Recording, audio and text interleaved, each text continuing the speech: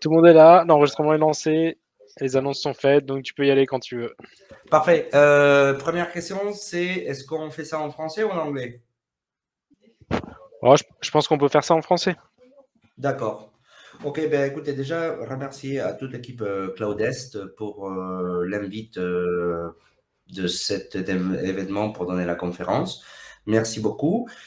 Et donc, on va commencer à discuter un petit peu des sécurités et de toute l'analyse de sécurité en mode cyber pour les containers et l'écosystème cloud native. C'est bon?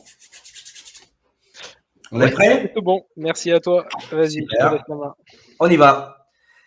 Donc, la première chose à discuter, c'est une conception de comment on approche la cybersécurité dans l'environnement cloud native.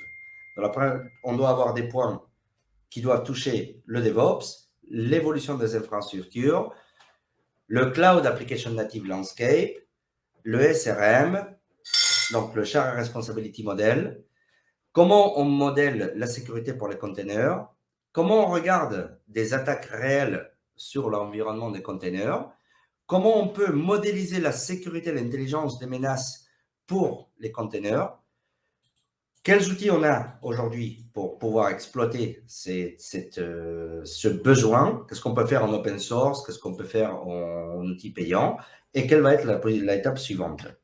Donc, les infrastructures ont évolué énormément.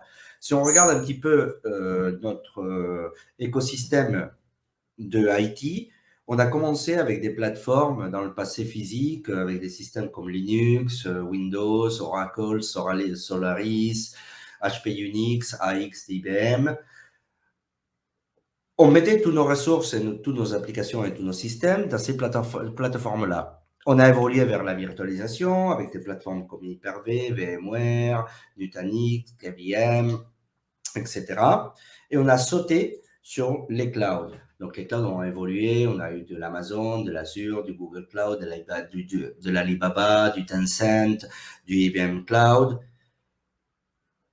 Mais la virtualisation restait assez complexe et assez solide, assez solide parce qu'elle était bien pour le business, elle était ce qu'on appelle resilient, mais elle avait un côté de lourdeur, de poids, de consommation humaine, de consommation de ressources pour être capable d'escaler et de délivrer au-delà des besoins normaux d'une entreprise. Si on avait besoin, par exemple, de 100 VM, c'était facile. Si on avait besoin de 10 000 VM, c'était trop compliqué. Et de là, on a sauté au concept de container, containerisation.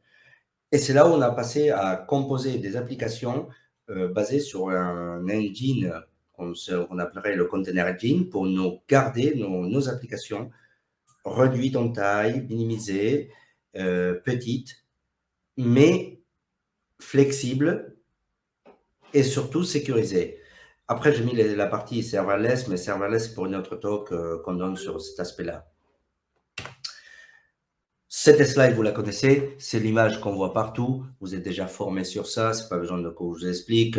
Dans un côté de virtualisation avec un hyperviseur, on a le matériel, ce qu'on appelle l'infra, on a le host, on a l'hyperviseur qui tourne sur le host, même sur VMware, il y a toujours un host qui tourne. Et après, on a le guest OS, donc le système Linux, Windows ou d'autres, et les applications, mais surtout avec les librairies et les binaires. Et c'est là qu'on commence à dire, quand on escale ça à 10 000, à 50 000, la gestion est trop compliquée. Comment tu passes au container? C'est parce qu'avec ce moteur, avec la même infra physique, tu mets un container engine, tu simplifies ton application, tu partages les binaires, tu partages l'OS, et donc tu fais des applications qui sont compartimentalisées, compactées et efficaces. Mais tu croises toutes les problématiques de sécurité. Les DevOps, c'est quelque chose qui, nous, aujourd'hui, on en parle beaucoup depuis des années, mais c'est un concept très vieux. C'était la partie développeur, toute la partie de développement mélangée avec les opérations. C'était un modèle qui était très dysfonctionnel et très ineffectif au début. Et il a évolué à partir d'une structure non organique qui a grandi à partir de la conception des développeurs. Ça a commencé avec un modèle monolithique, avec plusieurs couches, avec une dimension très ouverte sur devs, apps, operations, IT, avec des disciplines mélangées, et qu'à un moment donné, ça a fait qu'on avait un côté sécurité, on avait un côté opération, on avait un côté IT operations, qui était totalement séparé du côté développement. Le DevOps arrive pour dire comment on peut rejoindre toute cette construction de développeurs, d'opérateurs d'applicatifs, de gesteurs, d'observateurs d'applications, de monitoring avec les équipes opérations.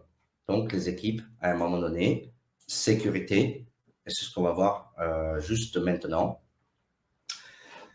Quand on regarde le cycle DevOps, on voit que dans toutes les solutions, et là c'est une petite slide parce que ça n'a que la photo de quelques opérateurs qu'on trouve et quelques vendors qu'on va trouver. On peut voir plein de marques et de connaissances like Git, GitLab, Jira, Slack, Checkmark, Sumo, Splunk, Dynatrace, New Relic.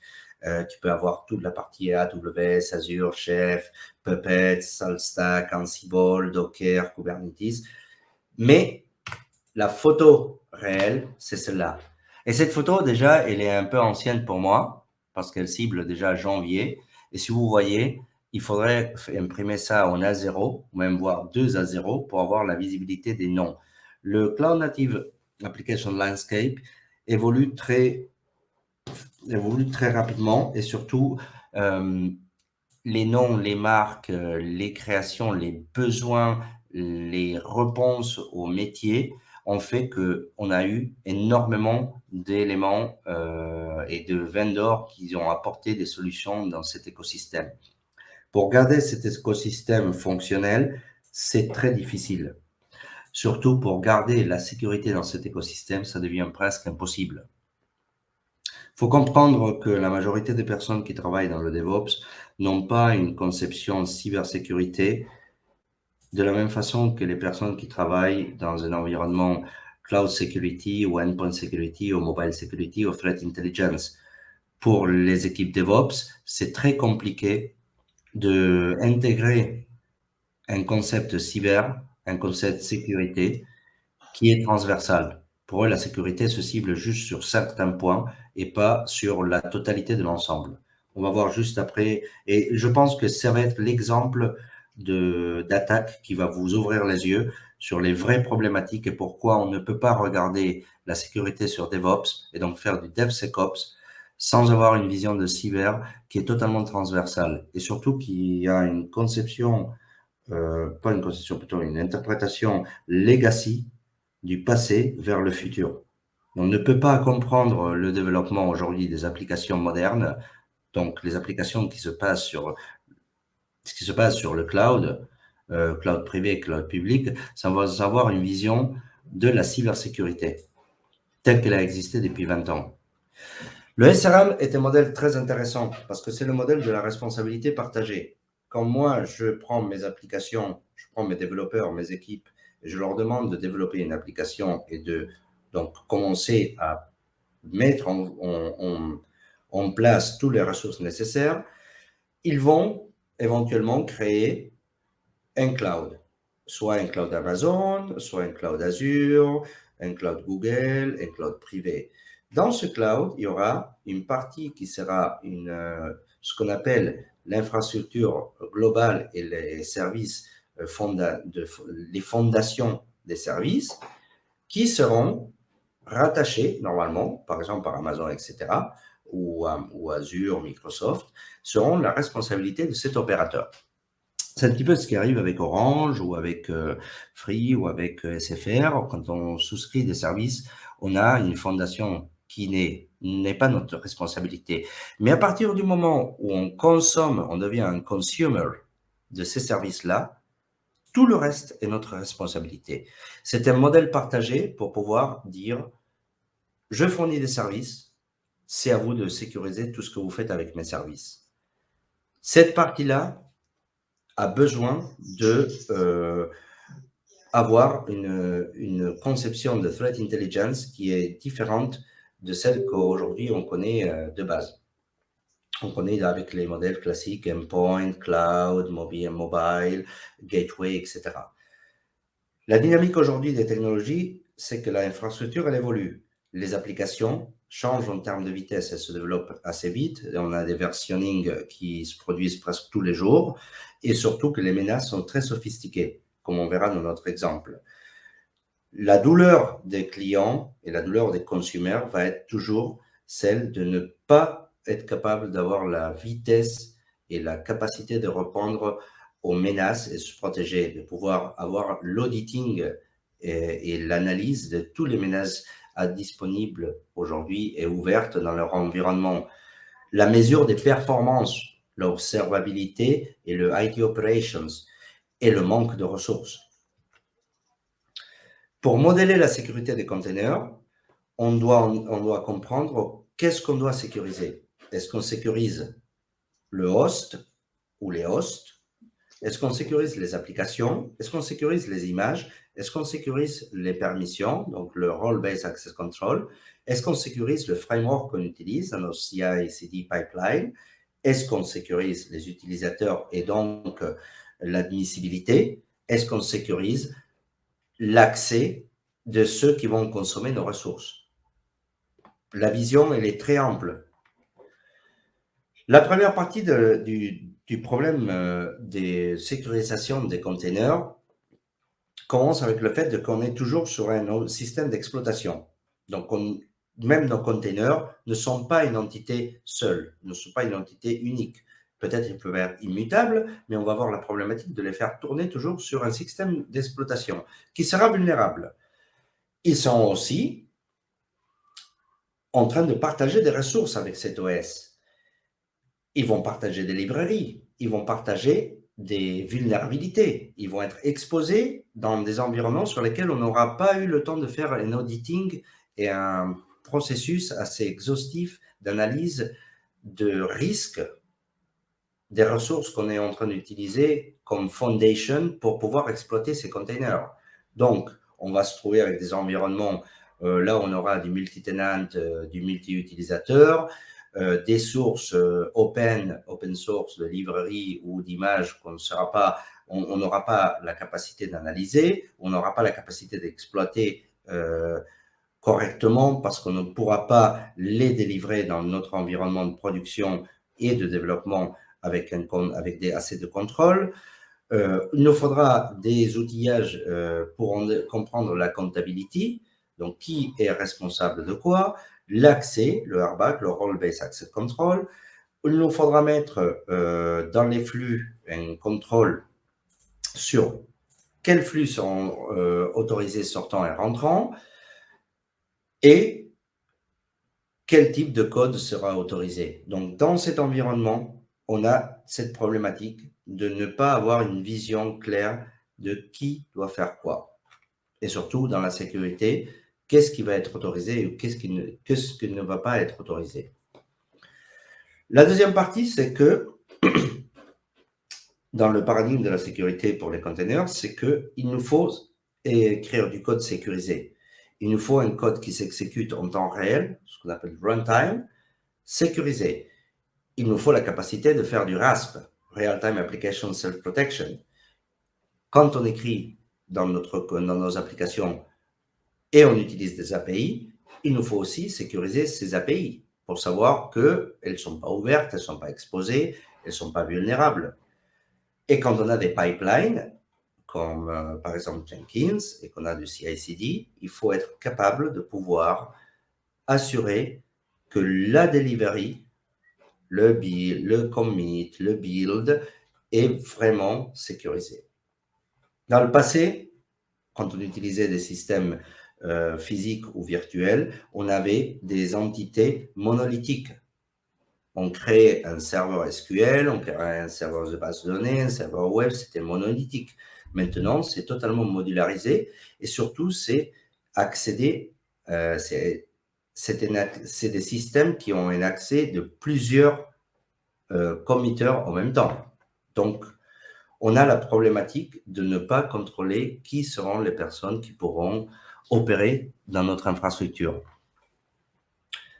Cette slide-là, elle parle des problématiques qu'on a aujourd'hui quand on compare avec le mode de travaillement legacy. Dans cette slide, c'est très intéressant de voir qu'on a le côté sécurité des éditeurs qui n'est pas capable de s'intégrer. Aujourd'hui, les éditeurs de sécurité classiques sont incapables de s'intégrer avec la sécurité cloud native. Les développeurs, le développement est hyper rapide et il se déroule sur la journée même pas sur des semaines. Donc, c'est très difficile de suivre la vitesse.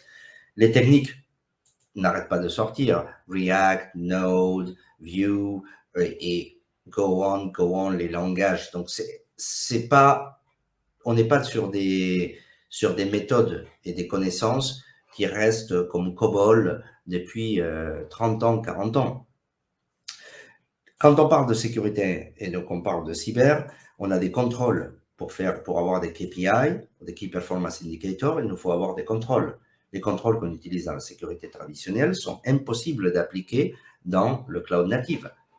Les contrôles qu'on a, c'est des contrôles qui existent pour des environnements contrôlés, dans des environnements cloisonnés, des environnements sur lesquels on connaît tous les spectres d'activité des différents objets qu'on va avoir. Dans le cloud native, on peut avoir une quantité inconnue d'objets qui se mélangent et qui travaillent ensemble. Des fois, même pas en ayant une visibilité transversale. Des gens ne savent pas quels sont les éléments ou objets utilisés par des autres équipes. On a trop de solutions qui sont développées très rapidement. Et la capacité de créer énormément de code pas secure, c'est très facile. Donc, on a le problème de ne pas pouvoir déployer de la sécurité de façon naturelle ou de façon legacy dans l'environnement cloud native. On met un exemple maintenant, on a une architecture Docker, là où on peut voir tranquillement qu'il y a la partie clientèle avec notre CLI, notre API secure, on a notre partie host avec nos containers, nos images, et on a notre partie registry, là où on va récupérer les différents éléments. Si on voit tous les éléments qu'on devrait mettre de cyber dans ce diagramme, on verrait que dans chacun des éléments de le host, on devrait mettre toutes ces solutions de sécurité. Tous ces éléments, moi je les appellerais des contrôles. Ici, dans le container, on devrait faire du IPS, du firewall, des vulnérabilités, des checks dynamiques, donc ce qu'on appellerait du DAST, même du sandbox, dans les API, du airbag pour les API, de la sécurité pour les API, de l'authentification, dans les images, de l'intégrité d'image, de l'immutabilité, s'assurer qu'aucune image a changé ou peut changer. Dans notre host en lui-même, la gestion d'accès, la réputation de qui peut accéder à notre host, la gestion des crédentiels, dans les images, les vulnérabilités, les checks d'intégrité et du SAST. Et maintenant, on passe à un exemple d'une attaque. Dans les attaques qu'on peut avoir dans un container ou dans un environnement là où on utilise des containers, on peut avoir par exemple des fault bombs. Basiquement, c'est une attaque sur laquelle on crée des process de façon automatique et qui arrive à saturer la capacité d'un container.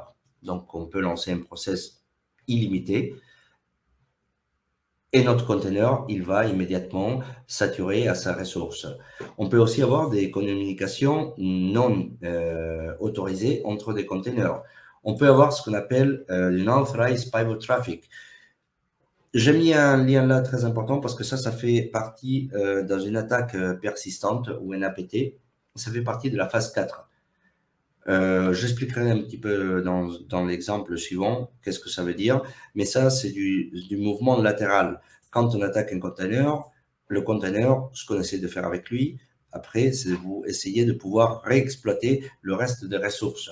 On peut avoir des images qui ne sont pas supposées être dans notre registry, des rogue images, ou des images qui ont été abandonnées et qui sont totalement inattendues. On a aussi, par exemple, des librairies ou des process qui sont rogue. Donc, inattendus, ils ne font pas partie de nos process. On peut avoir aussi des volumes qui ont été montés pour stocker de la data et qu'éventuellement, ils sont restés connectés de façon persistante. Et CCH, c'est le Cryptojacking Container Host, c'est l'attaque classique qui va être démontrée après dans le flux que je vais montrer. C'est le fait d'utiliser les ressources des entreprises qui utilisent Kubernetes, et des containers, d'exploiter un container et donc après 200 containers pour faire du crypto mining. Donc ça, c'est un cas classique, on en entend beaucoup parler maintenant. Et c'est vachement très compliqué de détecter. On a aussi la partie des infections persistantes. Là où on se retrouve avec, par exemple, du malware infecté sur un container qui après passe à une image et donc on utilise cette infection pour stocker ce malware de façon persistante et générer des communications, de callback home ou du C2C. Surtout des attaques fileless. Alors, qu'est-ce que c'est un fileless? Une attaque fileless, c'est une attaque sur laquelle il n'y a pas de fichier d'attaque. C'est-à-dire que le fichier de l'attaque arrive, il s'exécute en mémoire, il crée son process en mémoire, mais il ne stocke pas son contenu ou sa signature, sa trace dans le système. Il va télécharger des autres fichiers pour les exploiter, d'accord, mais il n'est jamais détectable dans le disque, il est seulement, ou dans le stockage, il est seulement détectable en mémoire. Donc, on va passer à l'exemple maintenant, qui s'appelle le Kensing Malware Attack 3. Les slides ont été créés par Aquasec, qui est un des fournisseurs de sécurité pour containers. Et donc, l'attaquant a commencé par trouver un daemon de Docker sur lequel il trouvait un port API, de l'API de Docker ouvert.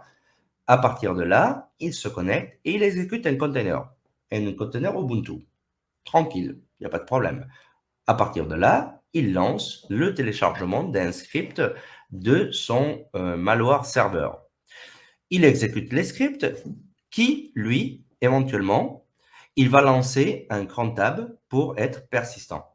De cette façon, il reste persistant dans le système. Si on faisait un sweeping, un thread sweeping, un thread hunting, et on le nettoyait, il reviendrait après parce qu'il a écrit sa tab persistant, son cran tab persistant. Il va télécharger à nouveau à partir d'une deuxième adresse IP qui n'est pas listée, qui n'est pas blacklistée dans les systèmes, le malware qui automatiquement va être exécuté et va éventuellement faire plusieurs tâches. La première, par exemple, il va commencer à télécharger un script de mouvement latéral. C'est ce qu'on appelle la phase numéro 4 d'un Advanced Persistent Threat. Quand tu es déjà infecté ton système, ton étape suivante, c'est de commencer à essayer de te propager dans le reste du réseau. À partir de là, il lance son crypto miner, donc il commence à miner et à reporter les résultats à son command and control, donc le serveur de l'autre côté du back-end de l'attaquant. En même temps, donc il utilise 3 adresses, en même temps qu'il lance un script pour, qu'on avait dit, le lateral movement, pour commencer à essayer de trouver des crédentiels et donc des keys qui lui permettraient d'exploiter des autres hosts et des autres hosts pour exécuter de la même façon ce container ou plusieurs containers. Ce modèle d'attaque qu'on a vu, qui est un classique et qui est détaillé d'une façon assez simple, maintenant a besoin d'être expliqué avec un langage beaucoup plus simple et beaucoup plus facile à comprendre sans toutes les complexités techniques IP, threat, etc. Pour ça, on utilise ce qu'on appelle le Mitre Attack Framework, que je vous conseille de voir sur attack.mitre.org, qui vous donne une façon de simplifier les attaques et de les vulgariser avec un tableau qui a toujours les mêmes phases. Initial access, exécution, persistance, comment évader et éviter ou se défendre contre l'évasion, l'accès aux crédentiels, la discovery, le mouvement latéral, le command and control et l'impact. L'exemple qu'on a vu d'attaque nous montre que on peut voir toutes les phases de l'attaque sur les cases mitrées. Donc, si je dis exploit public facing application, c'était exactement connect to an open of an API port of the Docker daemon. Donc, il y avait un port API ouvert, il a été exploité, c'est exactement ça. Local Job Scheduling, c'était le cron tab qu'on avait mis dans l'attaque. Le scripting, ça faisait partie de les scripts qui étaient téléchargés et downloadés. Local Job Scheduling, c'est la persistance. Avec ça, il reste persistant. Dans le reste des attaques, on peut voir par exemple Credential Access, il regarde tout l'historique bash pour voir s'il y a des commandes avec des mots de passe qu'il peut exploiter et tous les clés privées qu'il peut trouver. Et après, ben, il fait un tour pour essayer de découvrir des comptes, des dossiers, des process, des systèmes distants. Lateral movement est exploiter les systèmes distants. Le command and control, c'est se communiquer avec de la data chiffrée, donc faire de l'exfiltration. Et l'impact, pour nous, dans notre environnement containerisé, c'est qu'il nous impacte sur les ressources. Donc, vous vous posez la question, vous dites, moi, je ne sais pas, si j'ai un container qui est en train de faire du crypto mining, je m'en fous, c'est 1 sur 1000. Non, le problème, c'est que ça ne va pas être 1 sur 1000. Parce qu'à un moment donné, votre IT operations et votre observabilité et votre monitoring va exploser. Et ça, il va exploser parce que vos ressources physiques, donc le hardware à la fin, votre cloud, dans le cas de figure de quelqu'un qui exploite Amazon en mode ouvert avec de l'escalabilité, il peut se retrouver avec entre premier mois, il a consommé 20 000 euros, deuxième mois, il a consommé 20 000 euros, et tout d'un coup, le troisième mois, il consomme 200 000 euros. C'est à cause du fait qu'il a été cryptojacké par cette attaque, et donc l'attaque a fait déclencher une consommation 10 fois plus sur les ressources Amazon, qui des fois, potentiellement, elles ne sont pas contrôlées. Donc, vous n'avez pas mis un seuil, parce que dans votre business, éventuellement, il y a des fois que vous avez des pics qui passent de 20 000 à 100 000, mais qui peuvent redescendre tranquillement à nouveau à 20 000. Mais dans ce cas-là, vous avez consommé ces 100 000, 200 000 euros, voire plus, avec la consommation d'une attaque. Dans les pipelines CI/CD, on voit que depuis que les développeurs commencent à travailler et committent leur travail pour qu'ils soient construits, build et pushed dans la registry, on va voir des intégrations de sécurité dans le build scanning. Donc, on va analyser avec des intégrations, j'ai mis des cas de figure comme Jenkins pour être des autres, pour analyser votre build, pour analyser votre registry aussi, et pour analyser le contrôle d'admission dans le run. Et juste après, quand on est, ça, c'est ce qu'on va appeler le statique, le SAST. Et dans le DAST, on va voir toute la partie analyser votre Kubernetes et votre Docker, votre host, votre container en runtime pour malware et vulnérabilité, et après, toute la partie intrinsique à la communication entre les containers et aussi vos fonctions serverless. Comment on peut mitiger ces menaces? Avec la gestion des vulnérabilités, le blocage des vulnérabilités, la détection du malware avec du machine learning et des signatures, en ayant toujours une continuité d'analyse sur votre environnement, en ayant la capacité de faire du rollback et faire ce qu'on appelle du retrofeedback analysis pour tous les scans que vous avez fait dans le passé qui ont donné 0 résultat, mais que 3 jours après, 10 jours après, vous avez de la nouvelle threat intelligence qui vous permettent de revenir en arrière et de dire les analyses qu'on avait fait il y a 10 jours, 20 jours, maintenant, représente ou on flague des menaces potentielles. C'est ce qu'on appelle une analyse forensique, mais une analyse en mode rétrofeedback. La gestion de l'immutabilité, pour être sûr que vos conteneurs sont immutables, c'est la caractéristique la plus importante d'un conteneur, et surtout que ce soit totalement automatisé, que ce ne soit pas en ligne de commande, que ce soit géré par des outils qui vous permettent de l'intégrer dans le IT Automation. Donc, des outils qu'on peut trouver pour la sécurité, c'est des classiques. NeoVector avec leur analyse via CIS pour le benchmarking de Kubernetes, la solution de Aqua et KubeBench pour analyser via des filtres, est-ce que c'est selon les bonnes pratiques, votre Kubernetes, il passe ou il passe pas les standards. Vous avez aussi Claire qui vous permet de faire une analyse des vulnérabilités. Je ne vais pas rentrer non plus dans l'aspect commercial parce qu'on pourrait avoir du SysDig, du Snyk pour le code, pour la partie monitoring et secure. Donc, je préfère rester en open source. Du Anchor, par exemple, pour tout ce qui va être l'admission et donc l'analyse des images et l'analyse de l'admissibilité de cette image selon les politiques que nous, on va mettre en place.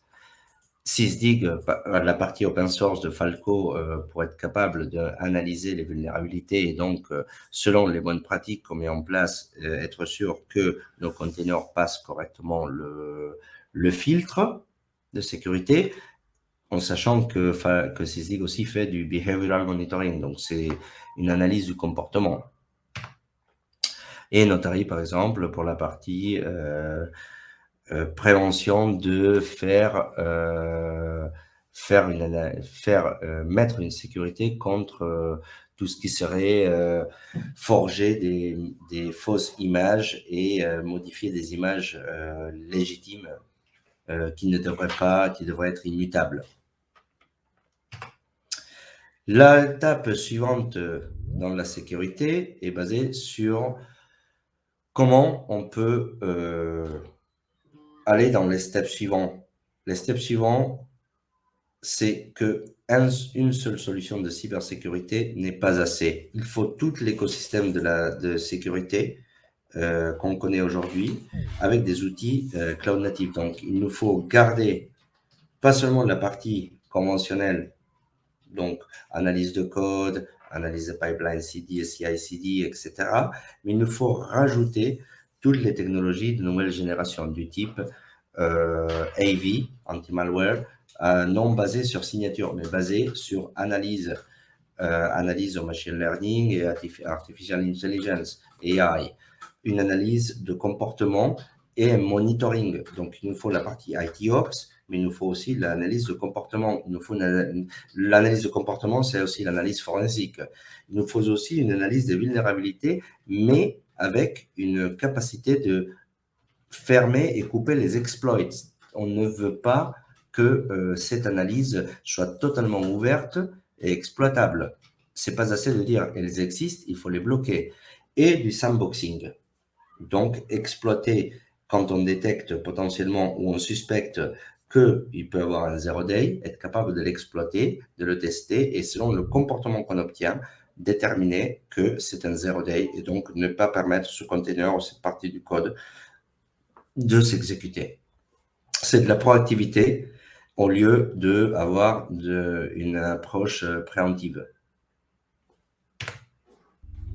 Voilà, je passe maintenant aux questions et je vous dis merci.